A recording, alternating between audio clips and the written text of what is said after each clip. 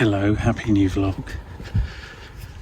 It's Saturday and we are in Amersham for my mum's birthday. I'm currently just changing baby carrying devices from the car. Welcome to another episode of Toby's Stupid Vlog. Because we did have Amelia in the car seat, but she's actually really tired and she wants to go to sleep, so we're going to get the pram out. These are the things you never really think about, is like constant accessory swapping. Then hopefully she might get a bit of a nap whilst we're having lunch, and then maybe we'll be able to go for a walk up here, maybe fly the drone, see how it goes.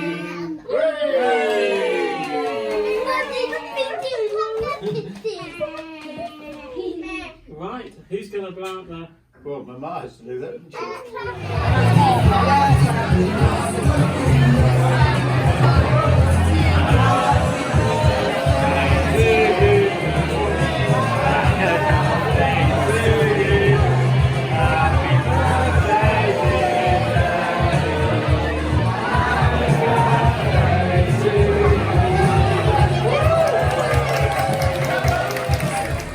Good morning, it is Monday, the 20th of January, it's my mum's birthday, and I've got to post to her the card that never made it at the weekend, because we were a bit manic getting everyone ready, and Amelia has just had her first injections, what most people call it, I think they're called the 8-week injection. She's 13 weeks today, and they had to be delayed because Crystal was on steroids for the Bell's palsy that she had at the end of the pregnancy. So Amelia's now playing catch up on jabs.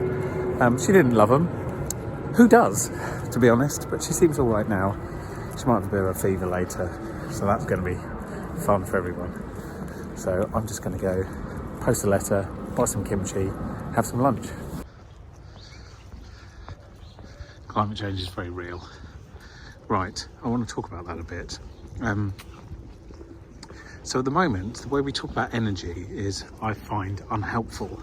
So we tend to talk about renewable energy or fossil fuels. We make it a very binary choice and we say, this is renewable energy, therefore it's good. This is fossil fuels, therefore it is bad.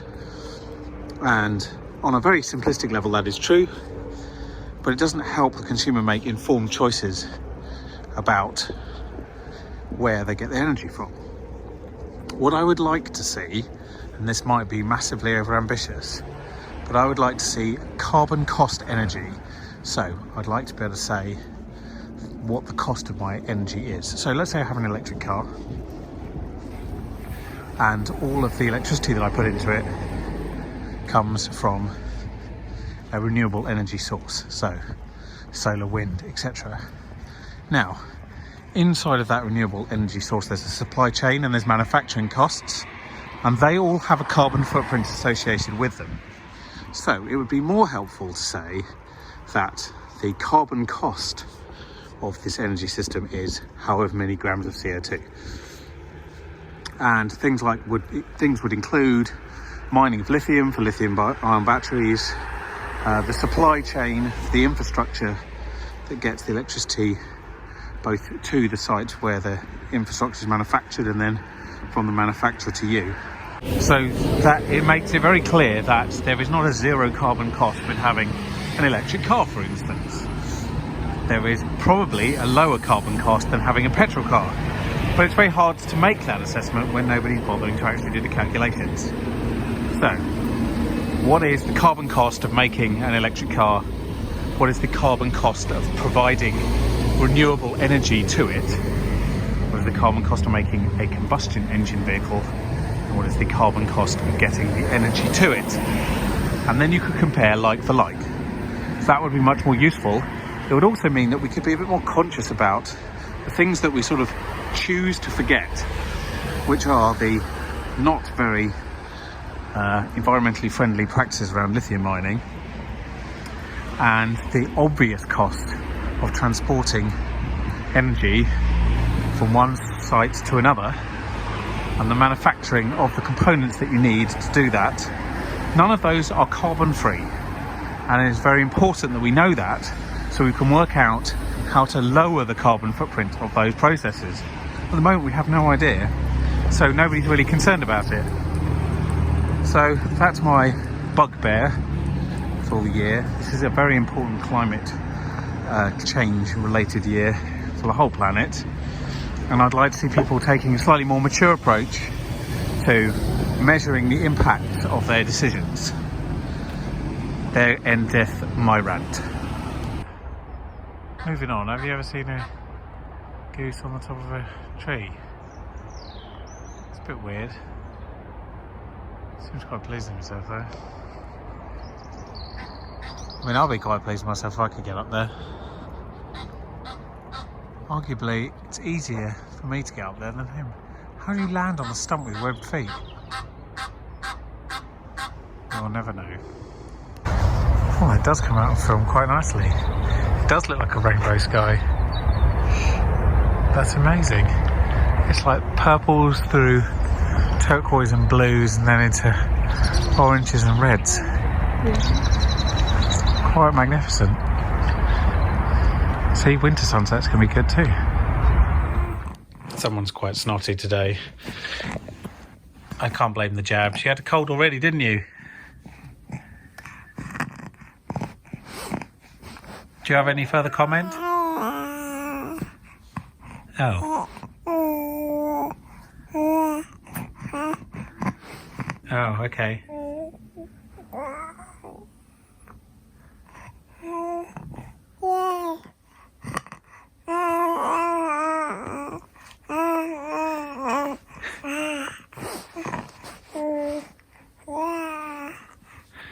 That's good to know, baby.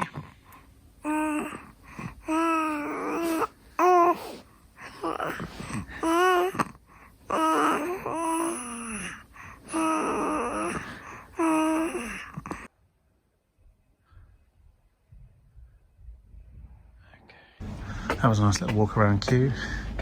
Just been recreating a photo that we've taken every year about this time in January since we started looking for wedding venues in 2016.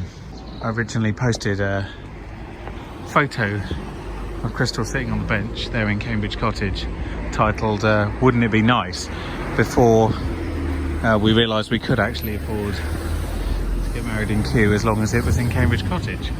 And then a year later, when we had already booked it, took another photo, and then we've done one every year since. And this year, obviously, there's an extra person on the bench, so it's quite fun. The light's always interesting this time of year in the afternoon, low sun, always looks really good. Anyway, I'm heading back home. I've got to do a bit of work. The ladies have gone to the retail park.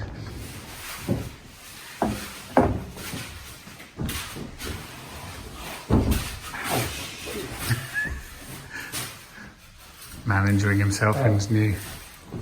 Is video good? In his new busy pod. You're keeping yourself busy, pod. Wow, it's dark at 5 o'clock. Anyway, so I just spent the day at WebVid, as you saw, just really to have an office space to do a bit of editing when I didn't have an Amelia distraction. It is a very nice distraction, but really not very helpful when you need to get something done. So done as much of that as I could do, and you saw a bit of the podcast studio that Neil has built there, which is quite fun. Got a couple of jobs in the diary as well, so a day well spent all in all.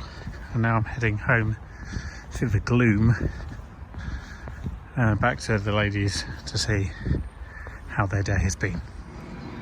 It's a Friday again. That came round fast. I don't feel like I've done a lot. That is the problem sometimes with parenting, is that it takes a lot of time. And so it's all you kind of remember doing, and so you don't actually recall doing all the things in between. And also sometimes you don't get a chance to do anything in between.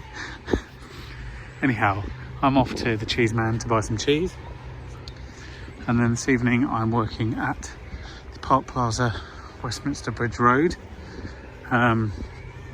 Just doing a crowd screen over there.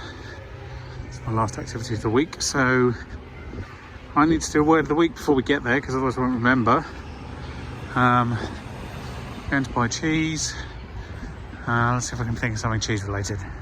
One of the big challenges with eating cheese is that your doctor tells you to eat less. No, one of the big challenges is that you don't know whether the cheese is made from animal or vegetable rennet, which is one of the products that is put in to help it set, essentially, curdify.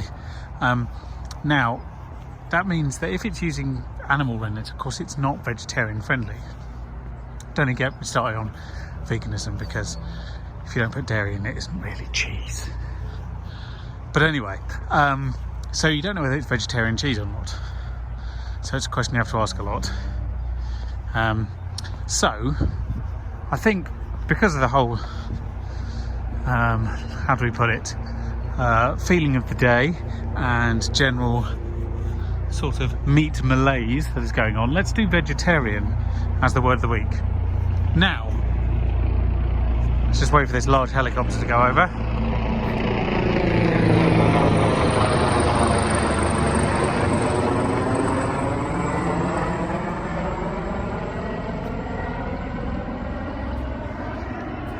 Very nice. So, vegetarian. Now, a weird thing, in English, vegetarian is both a noun and an adjective. It's the same word.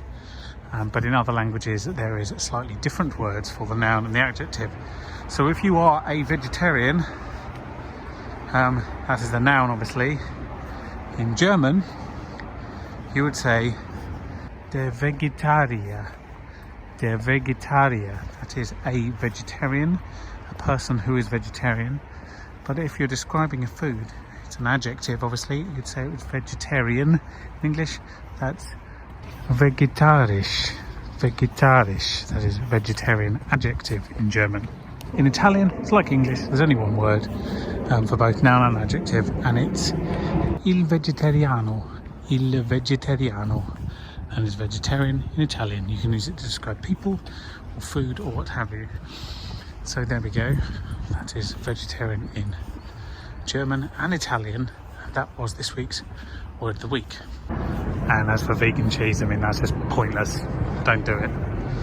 If you don't want to eat dairy, don't eat fake cheese. In the same way as fake meat is pointless, really. If you're a vegan, why would you choose to eat something that looks like meat but isn't? Surely the idea is you don't want anything that looks like meat. So I'm not, so I'm quite happy to eat fake meat, but it is a bit stupid, really. So this is the cheese man in Mortlake. He's French, he's excellent. I hope Brexit doesn't affect him too badly, because I want to keep buying my cheese there. So obviously you'll gather I really like cheese by the amount of times I go out and buy just cheese. So if you're interested, what I've bought today is a piece of Comté, which is sort of the French standard, as it were. Some people call it the French cheddar, which don't think that's accurate. It's made like a mountain cheese. Cheddar's made in a cave in Somerset. So a bit of Comté, a bit of Morbier, which is a soft cheese with an ash layer in the middle and a soft rind, and then a Pyrenean cheese I've never had before, which is quite interesting. So I've got to go home, have some lunch, pack my stuff up and go over to Westminster and do some crowd screening. Look at all the blossom that's out, that's insane. That tree's like full bloom. Doesn't realise it's January. I've been looking at the plans for the Mortlake Brewery site. It's going to planning next week. Council is minded to approve. There is a lot of local opposition, only some of it valid. So the things you get opposition about any planning application of a certain size are broadly the same thing. Size of the development, which is generally people presuming that it's going to change the character of an area. A good development should change the character of an area for the better, but people don't like change. The second one is about disruption during the build. That is valid. That is always going to happen, unfortunately, as long as there is a build. So that is a negative that's got to be traded off against what the positives are. And the third one is almost always traffic after the build, when there are people living there. Now, this only has limited merits, because obviously initially you're putting a lot of people there, so the presumption is, well, everyone has a car. That is not entirely true, especially not in London, and it's increasingly less true as time passes. And in 20 years' time, I think car ownership will be a little bit niche. So I think it is a short-term problem, or short to medium term, I should say. But take all those together. If it's improving the character of an area, and if it is ultimately the traffic problem goes away because you replace cars with public transport, and you are providing good homes to people that need them, and need is the critical part of this equation, not just rich people who want a second home by the Thames, then it has value. But if it's just a vanity project to make money, then all of the things that you're providing to the area are somewhat moot. But remember, we do have a housing crisis in this country, and that means that there is a great need for housing of almost all types, not just social, not just affordable. And affordable defined is a defined product. Remember, it's not just can you personally afford it, but all types. People who just wouldn't qualify for any of those and just need to buy a house because they need someone to live, and a roof over the head, somewhere near where they work. So the only type that isn't really in need is luxury accommodation, because there's no need for luxury, it's always a desire, really. So on balance, I think this is a good development. It will be huge. It'll also be public. There'll be a road running where I am now, running straight through there. There'll be a lot of open space. There'll be more approaches to the river. The playing field will now be available for public use, much more than it is currently. And let's be honest, apart from the brick building at the end, the corrugated iron is hideous. So here we are. This is the reception, lower ground floor of Park Plaza Westminster. The main event is on the lower ground floor, so another floor down. And I'm going to hide out in a room here somewhere because there's no signal, but there is Wi-Fi. I haven't actually filmed the inside of an award show in a while. They all look the same. Blue and pink lights, people in smart outfits eating, and a big screen.